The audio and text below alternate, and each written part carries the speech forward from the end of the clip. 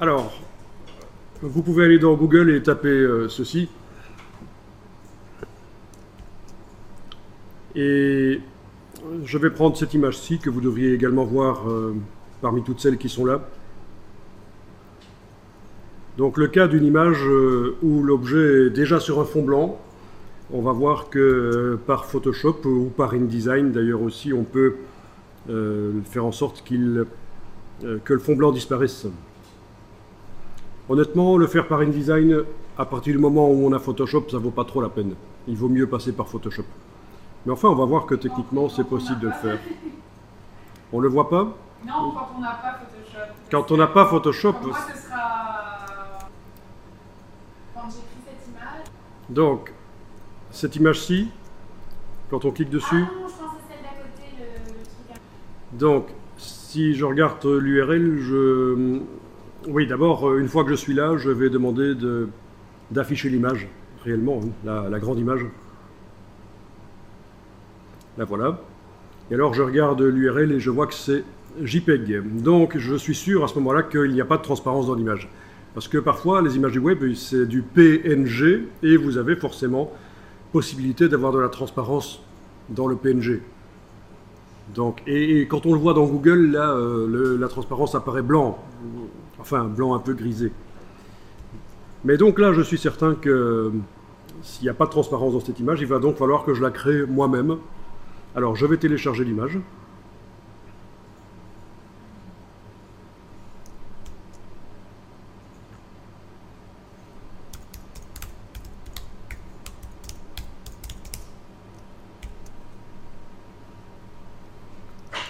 Je vais tester ça dans InDesign. Je vais importer l'image en n'ayant rien qui est sélectionné. Il ne faut pas avoir le curseur qui est dans le bloc, sinon l'image va arriver là. Donc vous cliquez avec la flèche noire à côté de tout et vous allez importer l'image. Voilà, comme ça par exemple.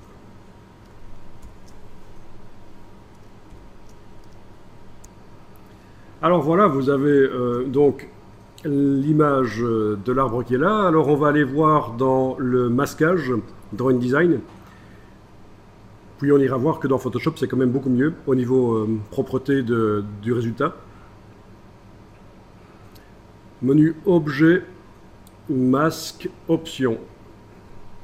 Objet, Masque, Options.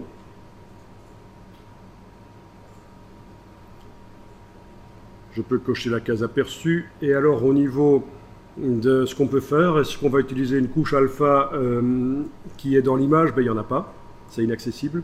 Une couche alpha, c'est une sélection. Un tracé Photoshop non plus.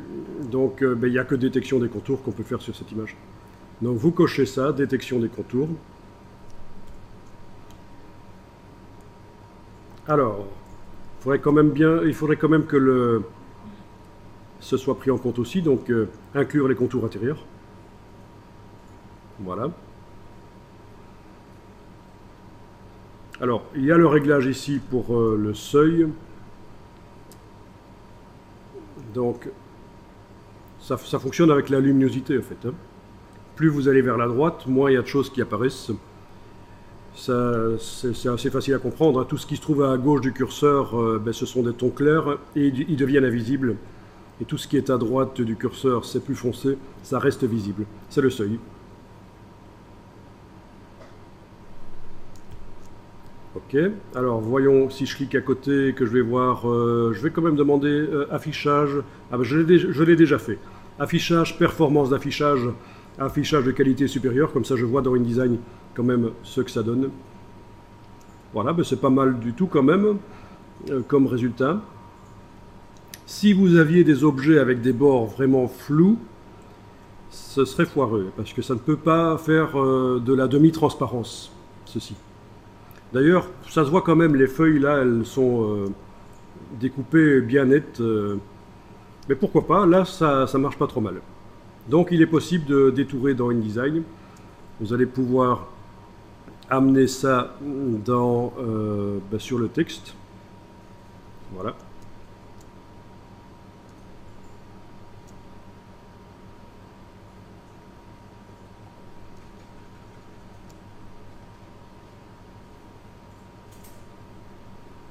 ok? Et faire de l'habillage de texte, pourquoi pas? Donc, ce qu'on vient de faire ici, ça fonctionnera uniquement si le fond est uni. Un objet clair sur un fond noir, ou un objet foncé, comme cet arbre, sur un fond clair. Donc, par exemple, la photo de l'animal, en tout cas, ah non, la photo de l'animal, ça, il va falloir y aller par Photoshop. Ouais, si on veut le sortir de son décor, c'est certain, parce que ça fonctionne sur la luminosité, ce qu'on vient de faire. Alors, l'objet est là sélectionné, et on va aller dans la palette habillage de texte. Fenêtre, habillage de texte. Alors, voyons. Ok. Voilà. Donc, ça va être la troisième icône qui tient compte non pas des limites du bloc, mais vraiment de ce qui est à l'intérieur. Ne vous inquiétez pas pour les vecteurs qui apparaissent là d'une couleur bizarre. C'est l'habillage.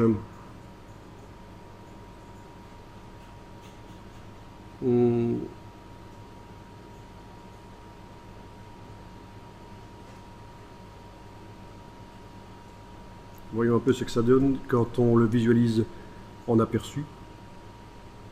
Ça devient lent, hein, parce qu'en fait il y a des milliers de points là. Donc quand je disais ne vous inquiétez pas des vecteurs, oui en fait voilà, quand on regarde en aperçu, on ne les voit plus. Donc aperçu, voilà, on ne voit plus les choses bleues là, c'est bon. Je reviens quand même en affichage normal. Et je sens que ça devient lent à cause de ça. Il vaudrait mieux que ce soit préparé dans Photoshop. Donc, vous avez en plus de l'habillage ici, vous avez la valeur d'éloignement qui, vu que c'est un objet qui n'a pas de côté gauche, droit, haut, bas, hein, ça part dans tous les sens, mais il n'y a qu'une seule valeur à régler pour éloigner le texte de l'arbre. Très très lent.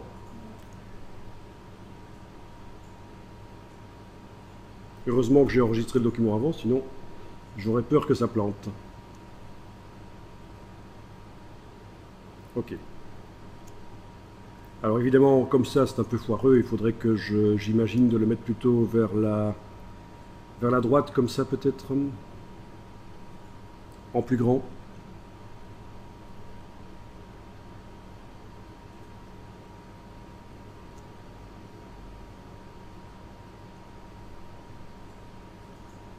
Non, ça devient vraiment ingérable, on ne peut pas se permettre d'attendre comme ça,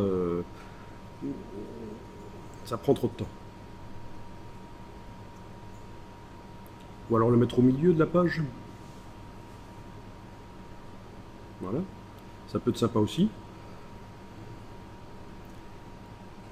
Enfin voilà, la technique du masquage dans InDesign. Je vais enregistrer le document et je vais supprimer l'image du document une fois que j'aurai enregistré parce que ça ralentit vraiment trop le travail dans InDesign.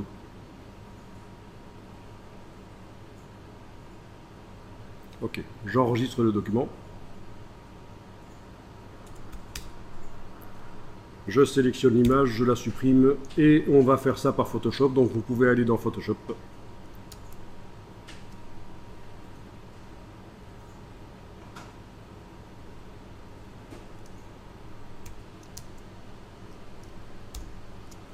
Alors, dans Photoshop, j'ouvre l'image JPEG.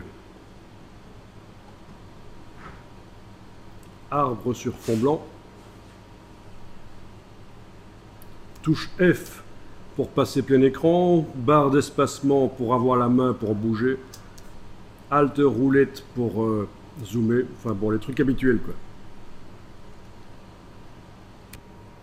Bien. Alors, dans la palette des calques de Photoshop, on a un calque qui s'appelle arrière-plan. C'est un calque dont on ne peut pas modifier la transparence. Il n'y a pas de transparence possible, sauf si je le convertis dans un calque normal de Photoshop, pas un calque d'arrière-plan. Et pour le convertir dans un calque normal, je dois double-cliquer sur lui. Et dans la boîte qui s'ouvre, nouveau calque, ben je clique sur OK. Et voilà, ce n'est plus un calque d'arrière-plan. Donc techniquement, on peut maintenant avoir de la transparence sur ce calque. Vous pouvez répéter ce que vous voulez faire? Ensuite, je vais double-cliquer sur la vignette et j'ai ceci qui apparaît. Vous avez à cet endroit-ci donc ce qu'on appelle les options de fusion. Oui, parce que tout le reste, c'est d'autres choses, hein. Attention de bien les désenclencher une fois que vous avez cliqué pour voir. Donc les options de fusion. Vous avez deux curseurs pour rendre invisible certaines parties de l'image en fonction de la luminosité. Donc c'est un peu ce qu'on a fait dans InDesign. Sauf que là, ça va être fait dans l'image avant de l'amener dans InDesign. Ça ne va pas nécessiter des ressources dans InDesign. Et en plus, ça ne va pas être des vecteurs, donc de la géométrie avec des petits points partout. Ça va être un travail sur les pixels. Le curseur du dessus concerne le calque là. Le curseur du dessous concerne un autre calque qui serait éventuellement en dessous, mais on n'en a pas. Donc c'est vraiment le curseur du dessus qui nous intéresse ici.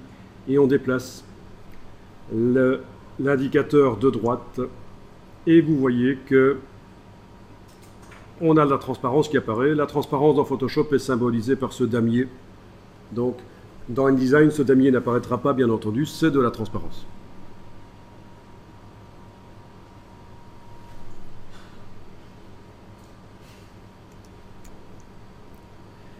Ok, donc là, si je zoome et que je voyage un peu, je vois que c'est quand même assez propre, mais je n'ai que deux niveaux de transparence. Soit ça apparaît, soit ça n'apparaît pas. C'est ce qu'on voit d'ailleurs ici, la tache du sol. Et donc, je peux faire plusieurs niveaux de transparence en enfonçant la touche Alt et en séparant ceci en deux. Comme ça, il y a des niveaux de transparence intermédiaires qui apparaissent. Donc il faut,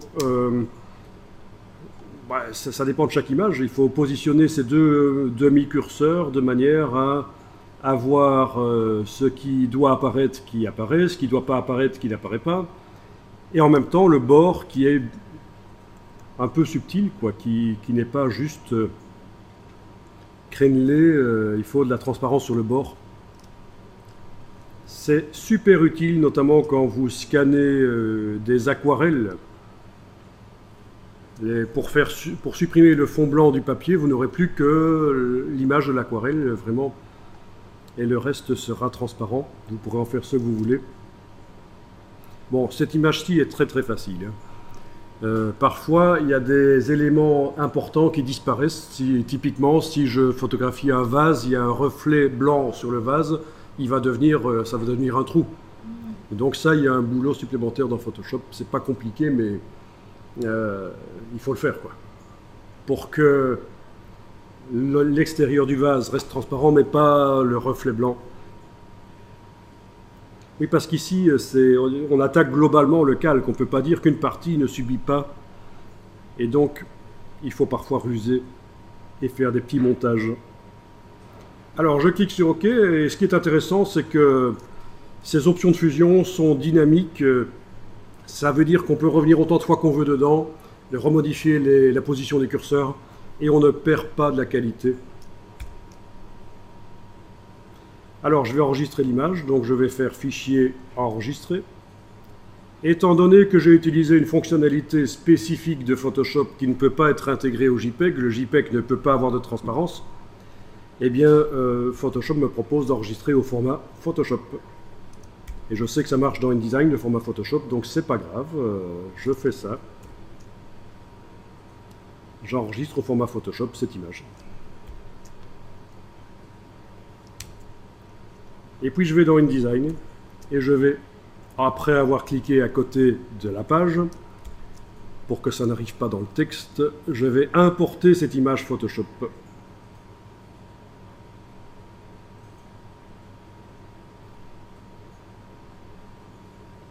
La voilà.